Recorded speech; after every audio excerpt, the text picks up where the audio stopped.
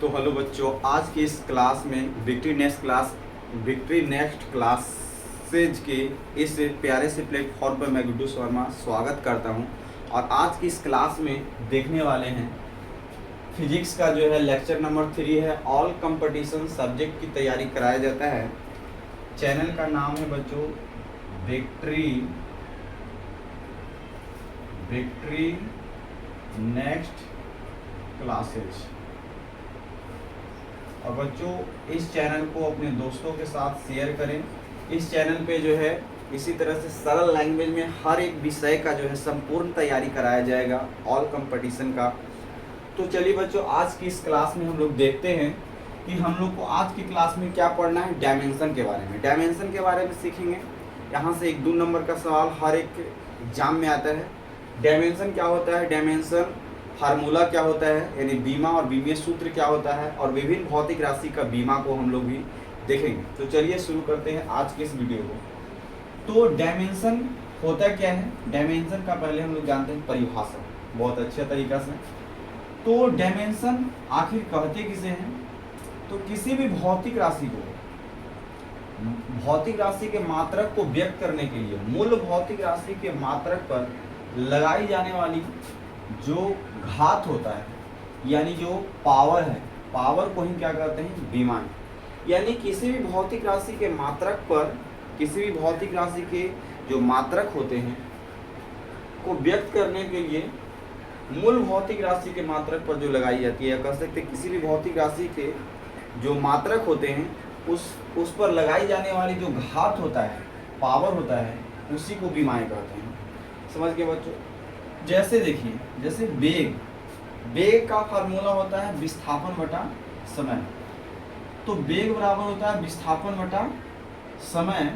तो विस्थापन एक प्रकार के देखिए लंबाई होता है, समय तो लंबाई बटा समय। लंबाई का अगर देखें कि बीमा क्या होता है, तो लंबाई का बीमा होता है L और समय का बीमा होता है T। तो इस तरह से हम लोग देखें कि अगर T को ऊपर ले जाएंगे तो LT-1। इसको हम लोग बीमा को ऐसे भी लिख सकते हैं m के घात 0, L के घात 1, T के घात -1। यानी कि हम लोग जो है यहाँ पर देखा जाए तो बेग में जो है MLT के जो है ऊपर जो घात लगाया गया है वही होता है बीमा। 0, 1, -1, m के घात 0, L के घात 1, T के घात -1। यही क्या होता है, बेग का जो है ना डायमेंशन या बीमा होता है।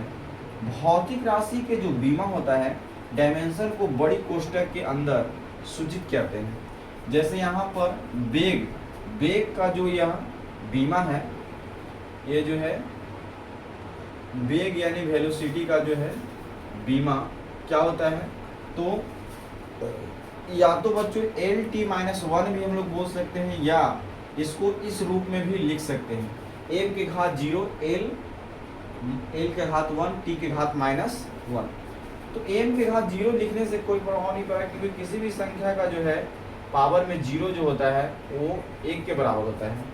तो इस तरीका से हम लोग डायमेंशन को लिखा जाता है और सूचित किया जाता है। अब हम लोग देखते हैं मूल या धारी भौतिक राशि के जो है बीमा, यानी जो है मूल या धारी भौतिक राशि के जो बीमा से ही सारे बीमा का निर्माण हुआ है। मूल या आधारी भौतिक राशि जो होते हैं 7 होते हैं मूल या, तो इसके साथ बीमा भी होगा।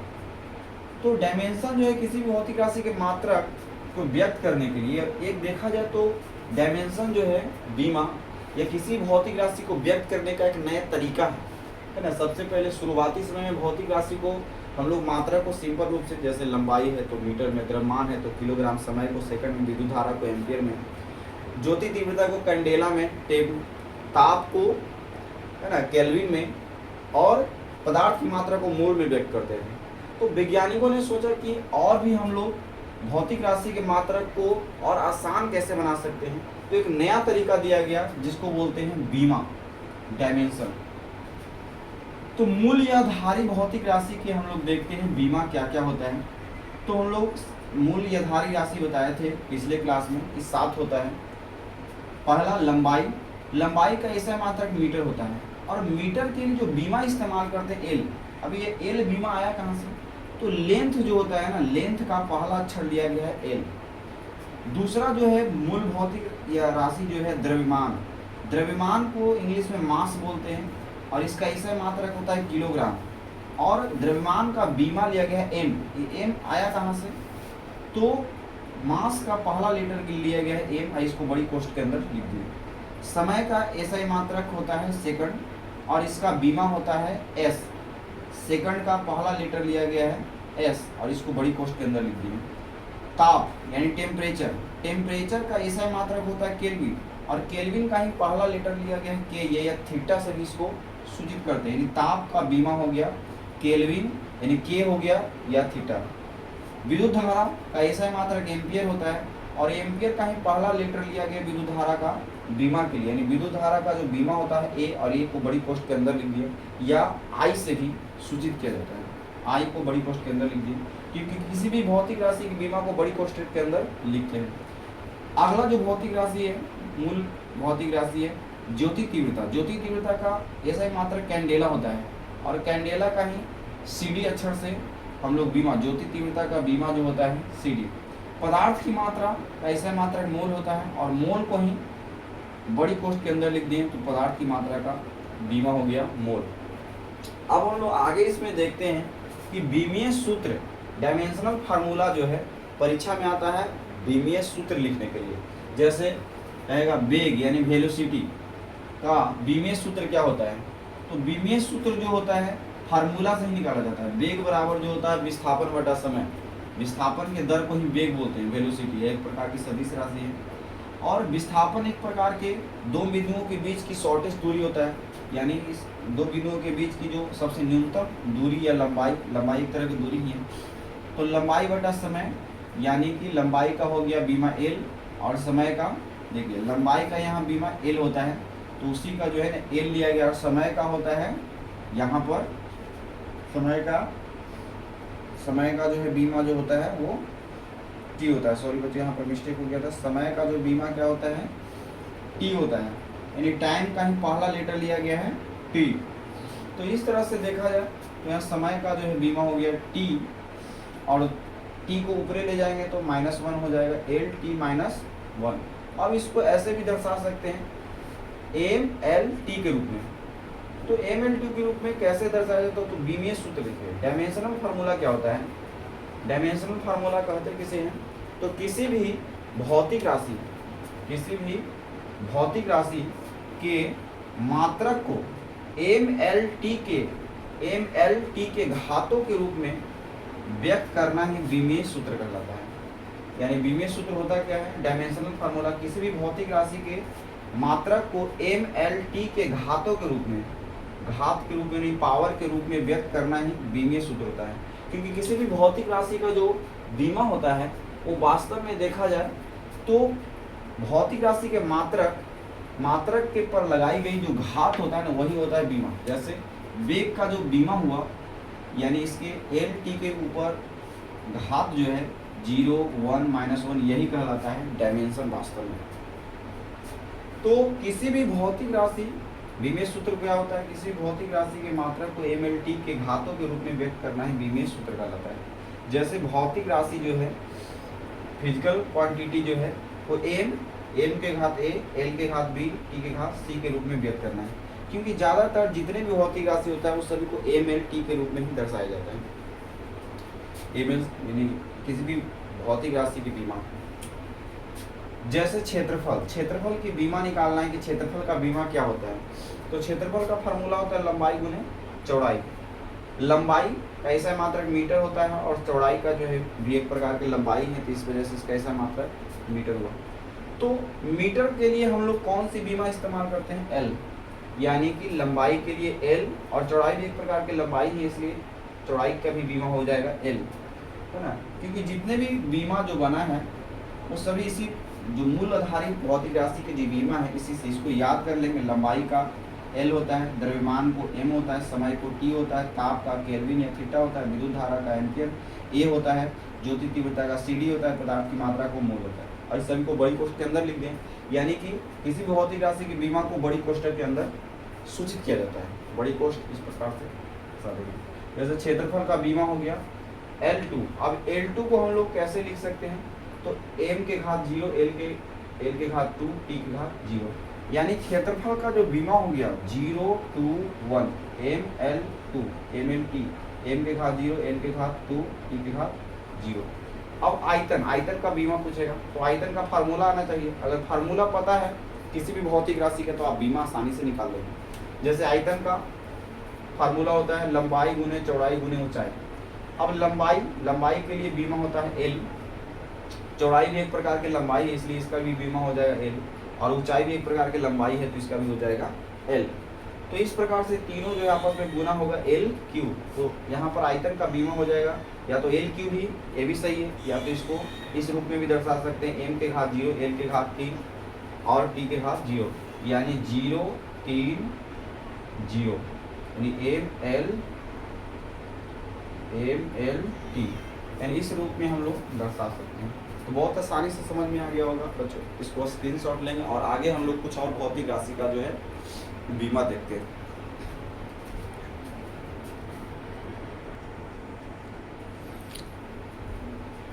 तो चलिए बच्चों आज आगे देखते हैं क्या इसमें है कि कुछ महत्वपूर्ण भौतिक राशि की बीमा को देखने वाले हैं। जैसे चाल है, तो चाल का फार्मूला होता है दूरी बटा समय।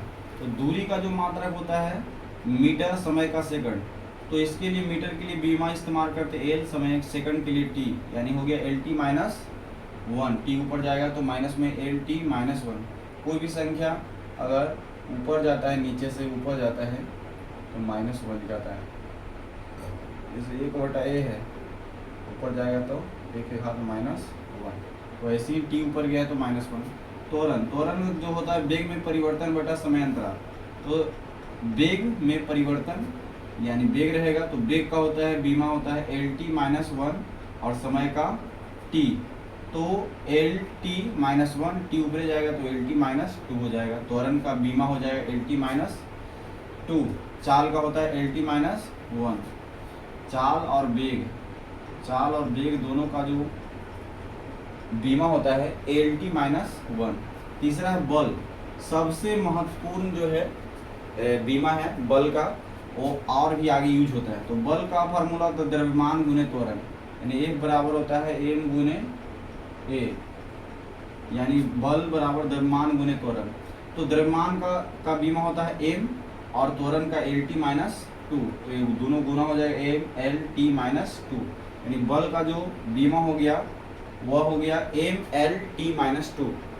गुरुत्वाकर्षण सार्वत्रिक नियतांक, यानी जीव का बीमा क्या होगा, तो हम लोग जानते हैं गुरुत्वाकर्षण एक बराबर होता है g m1 m2 बटा r स्क्वायर। अब इसको हम लोग g के मान निकालना है, g बराबर हो जाएगा, इसको निकालना है तो r स्क्वायर ऊपर ही जाएगा m r स्क्वायर बटा में जाएगा m1 m2। तो यहाँ पर लिखा गया है f r square m1 m2। f यानी बल है, बल का होता है बीमा mlt माइनस 2, और दूरी है यानी एक प्रकार लंबाई है, इसका होगा लंबाई का l 2 हो जाएगा, और m1 m2 द्रव्यमान है तो m गुने m स्क्वायर हो जाएगा, और इसको आपस में सोल्व करके लिखेंगे m के घात माइनस 1 l के घात 3 t के घात माइनस 2, यानी गुरुत्वाकर्षण सार्वत्रिक नियतांक का जो है हो गया बीमा m के घात माइनस 1 l के घात 3 t के घात माइनस 2।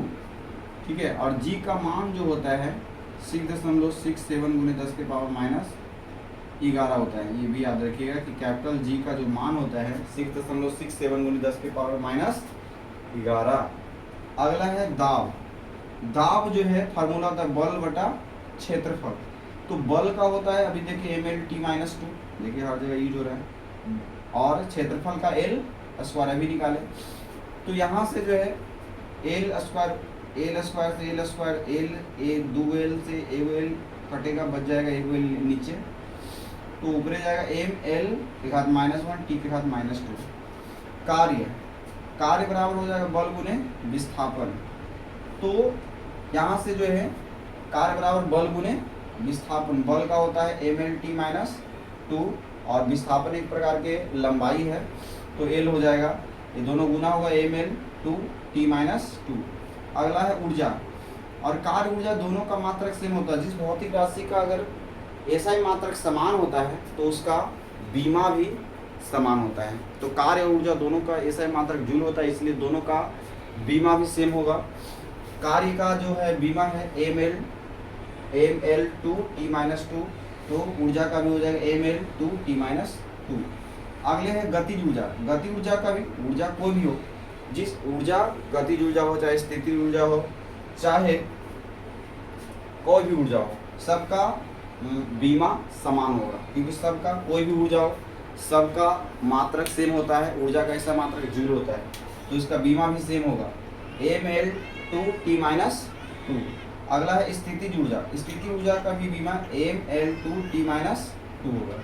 विभवांतर, अगला है 10वां विभवांतर।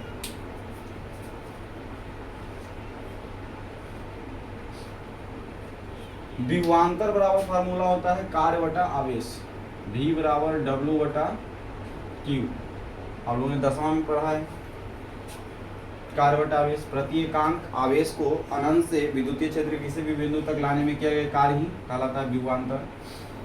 तो कार्य का होता है, अभी हम लोगों ने देखा यहाँ पर कार्य का ml2t-2 और आवेश का होता है AT। तो ये AT ऊपर जाएगा ml2t-3a-1 हो जाएगा। विभवांतर का बीमा ml2t-3a-1। आवेश, अगला है 11 आवेश, यानी आवेश बराबर फार्मूला होता है धारा गुने समय, विद्युत धारा, यानी Q बराबर होता है IT। Q बराबर फार्मूला होता है IT। तो यहाँ से Q धारा है, Q आवेश है, I जो है धारा है, समय यानी धारा यानी विद्युत धारा और समय।